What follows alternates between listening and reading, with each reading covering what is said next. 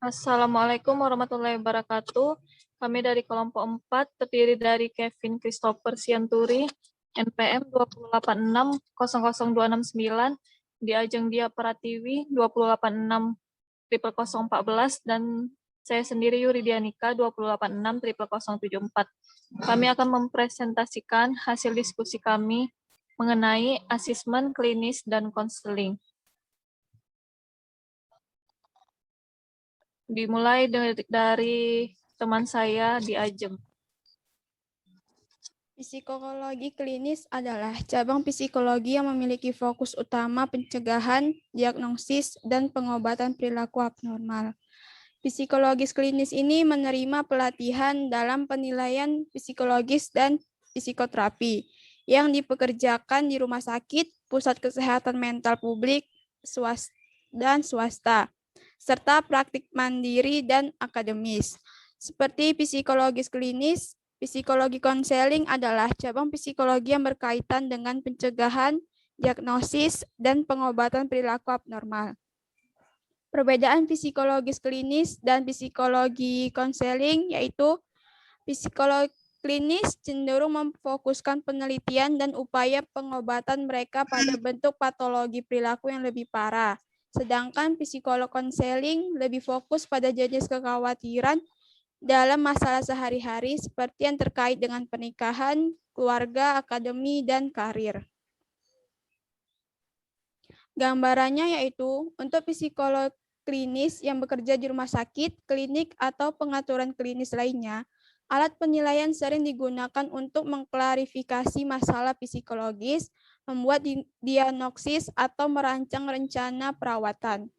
Dalam banyak kasus, alat penilaian termasuk wawancara, tes, dan data riwayat hidup dan data riwayat kasus dapat memberikan jawaban tersebut.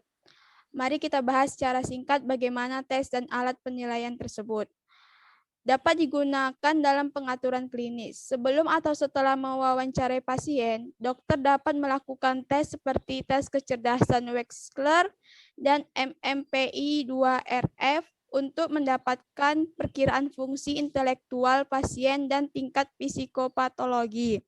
Data yang diperoleh dapat memberikan hipotesis awal kepada klinisi tentang sifat kesulitan individu, yang kemudian akan memandu wawancara. Sebagai alternatif, data uji dapat mengkonfirmasi atau menyangkal hipotesis yang dibuat berdasarkan wawancara klinis.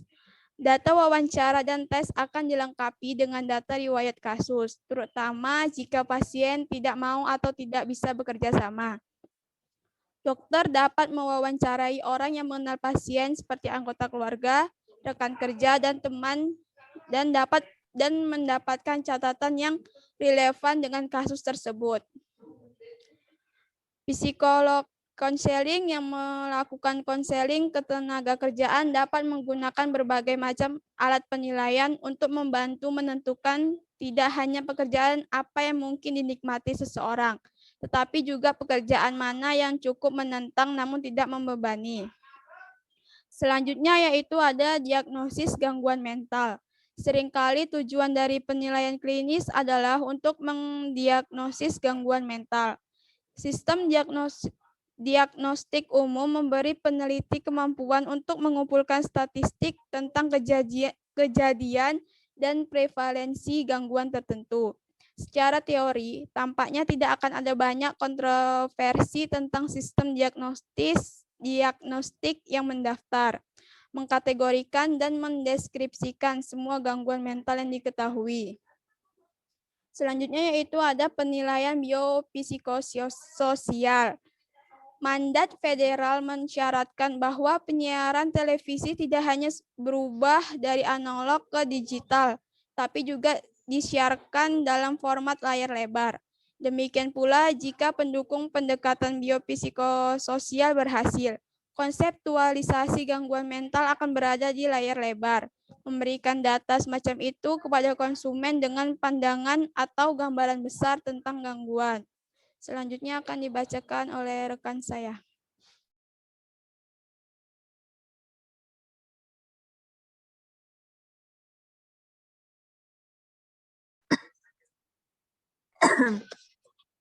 Penilaian biopsikososial adalah pendekatan multidisiplin penilaian yang mencakup eksplorasi biologi, psikologis, sosial, budaya, dan variabel lingkungan.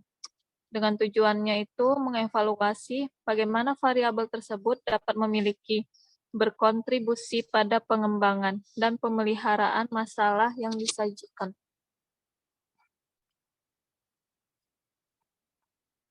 Terus pada studi ini berfokus pada berbagai aspek fisik kesehatan.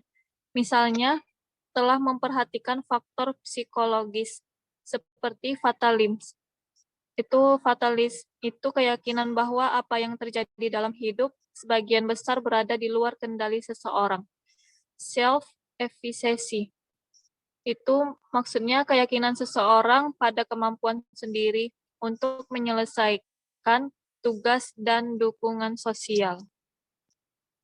Terus salah satu kunci penilaian biopsikososial seperti penilaian klinis adalah wawancara.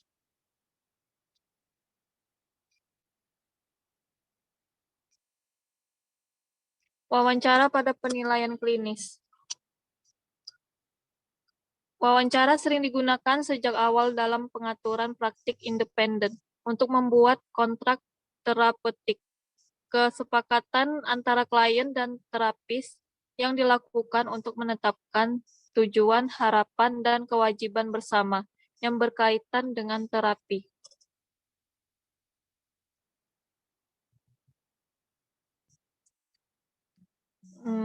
Pada awalnya menggunakan pertanyaan terbuka dan kemudian pertanyaan tertutup untuk memperoleh informasi yang spesifik.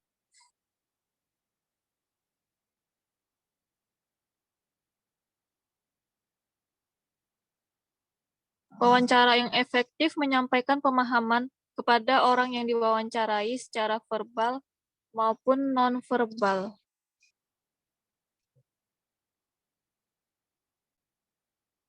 Itu cara penyampaiannya, pemahaman itu meliputi postur penuh perhatian dan ekspresi wajah, serta pernyataan yang sering mengakui atau meringkas apa itu orang yang diwawancarai dan mencoba mengatakannya. Terkadang pewawancara mencoba menyampaikan perhatian dengan kepala mengangguk dan bersuara. Namun di sini pewawancara harus berhati-hati lagi. Terus ada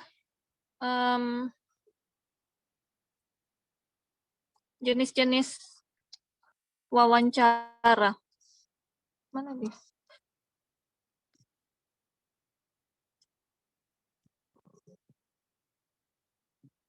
Jenis-jenis wawancara itu yang pertama ada wawancara terstruktur.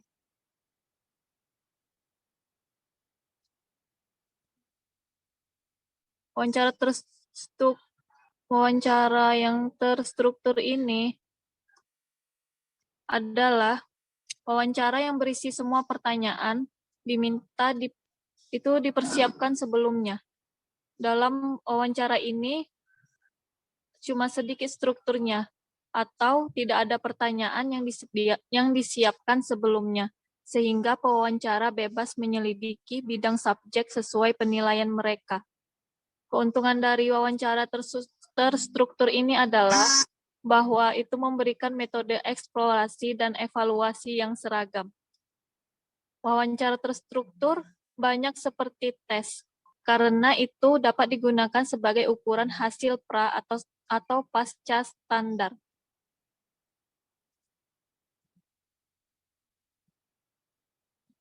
Terus ada wawancara klinis terstruktur atau DSM-5.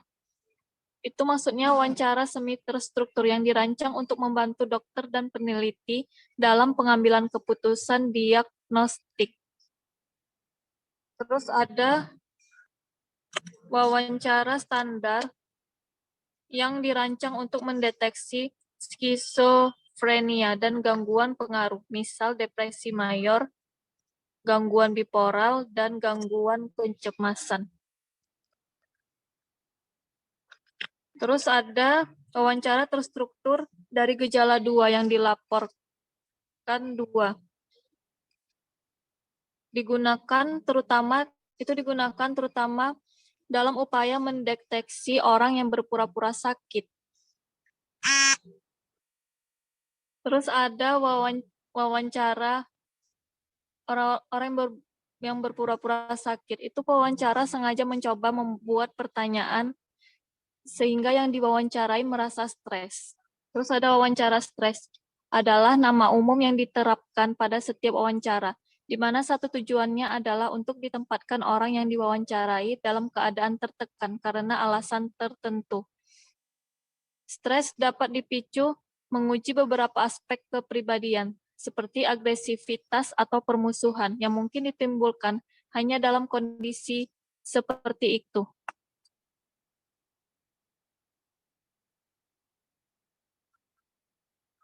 Terus ada wawancara hipnotis. Adalah salah satu yang dilakukan saat orang yang diwawancarai di bawah hipnotis. Wawancara hipnotis dapat dilakukan sebagai bagian dari penilaian atau intervensi terapeutik ketika orang yang diwawancarai telah menjadi saksi mata kejahatan dan situasi terkait.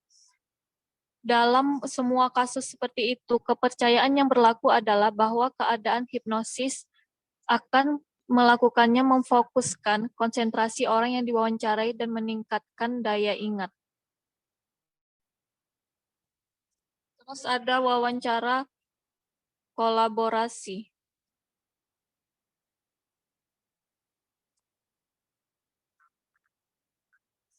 Wawancara kolaborasi ini memungkinkan orang yang diwawancarai memiliki ruang gerak yang luas untuk berinteraksi dengan pewawancara.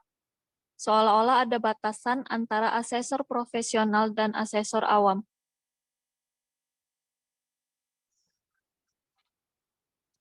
Slide selanjutnya aja. Dilanjutkan oleh Bang Kevin. Oke, saya akan melanjutkan materinya, yaitu wawancara adalah interaksi dinamis antara dua orang atau lebih. Terkadang wawancara mungkin tampak mengembangkan kehidupan mereka sendiri. Pada akhirnya, sifat dan bentuk wawancara apapun ditentukan oleh beberapa faktor. Pertama itu ada faktor pertanyaan rujukan wawancara. Kedua itu ada konteks dan pengaturan wawancara atau yang disebut sering klinis, penjara, kantor praktisi, dan sebagainya. Ketiga itu ada sifat kualitas informasi latar belakang yang tersedia bagi pewawancara. Keempat itu ada batasan waktu dan faktor pembatasan lainnya. Jika ada dengan jenis wawancara yang serupa. Kelima itu motivasi, kemauan, dan kemampuan pewawancara. Dan yang terakhir itu ada aspek budaya wawancara. Apa yang kami maksud dengan poin terakhir ini akan segera dibahas dalam pembahasan kita tentang penilaian diinformasikan secara budaya.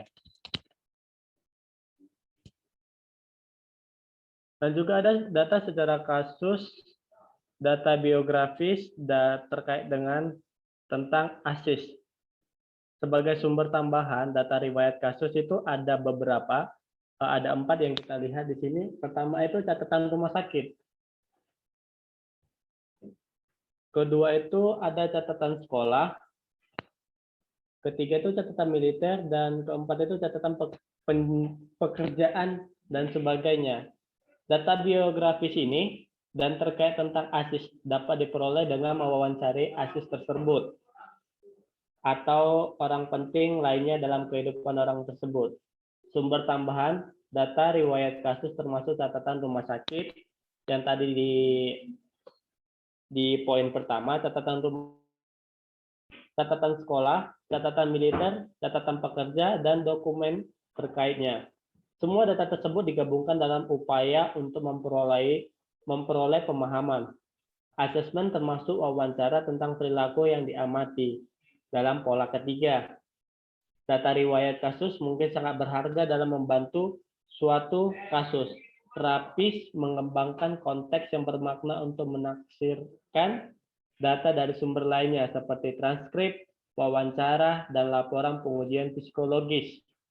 Dan next, ada beberapa juga tes yang dirancang terutama untuk membantu diagnosis dokter. Pertama itu ada Milan Clinical Multi-Physical Inventory 3 atau MCMI 3. Milan et al. Tahun 1994. Tes ini berupa benar salah 175 item yang menghasilkan skor yang terkait dengan fitur kepribadian bertahan lama seperti gejala akut. Seperti yang tersirat dalam nama tes multi-aksial, ini itu bisa menghasilkan informasi yang dapat membantu klinisi dalam membuat diagnosis berdasarkan multi-sial DSM. Selain tes yang digunakan untuk tujuan diagnostik, umum ribuan tes fokus tentang sifat, keadaan, minat, sikap, dan variabel terkait tertentu.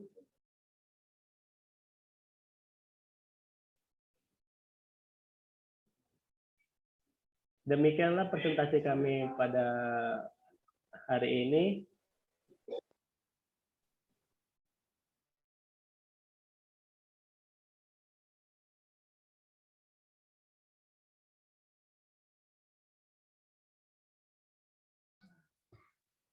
Jika ada pertanyaan, silahkan. Kami sudahi dengan wabillahi taufiq walhidayah. Wassalamualaikum warahmatullahi wabarakatuh.